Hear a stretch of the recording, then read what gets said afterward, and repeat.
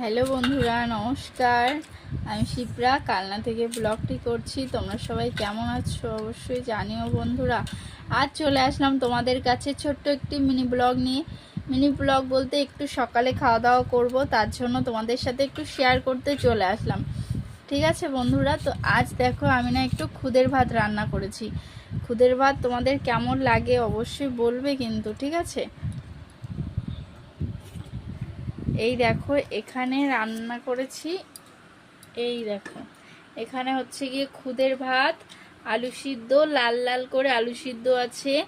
এখানে আছে আলু দিয়ে বেগুন দিয়ে পেঁয়াজ দিয়ে চচ্চড়ি। এখানে আছে ডিম ভুনিয়া, এখানেও আলু মাখা আছে। এই দেখো ছোট মেয়ে এটা খেতে বসে পড়েছে। বলে দাও কিছু তুমি, রিয়া। ভালো লাগছে আলু সিদ্ধ দিয়ে খেতে? পিয়া, তোমার কেমন লাগছে? দারুণ। দারুণ। আলু সিদ্ধটা কেমন হয়েছে? ভালো হয়েছে। রিয়া, তোমার কেমন লাগলো? ভালো। ভালো। খুদের ভাত খেতে তোমার কেমন লাগে তোমাদের? অনেক ভালো।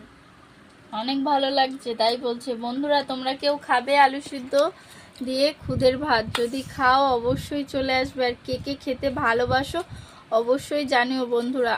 অনেক দিন বাদে খুদের ভাত দিয়ে আলু সিদ্ধ দিয়ে খাচ্ছি, তো এখনো খাইনি, খাবো বলছি। তো যাই হোক, ভালো করেই মাখিয়েছি, ভাজাগুলো করেছি সুন্দর করে, নিজেই রান্না করেছি, ছেলে মেয়েদের খেতে দিয়েছি, আমি খেতে বসবো। এখনো খাইনি বন্ধুরা। তোমাদের কার কার খাওয়া হয়ে গেছে সকালে অবশ্যই জানিও। আর তোমাদের যদি ভালো লাগে খুদের ভাত অবশ্যই বলো বন্ধুরা, কারণ আমাদের এখানে পাওয়া যায়।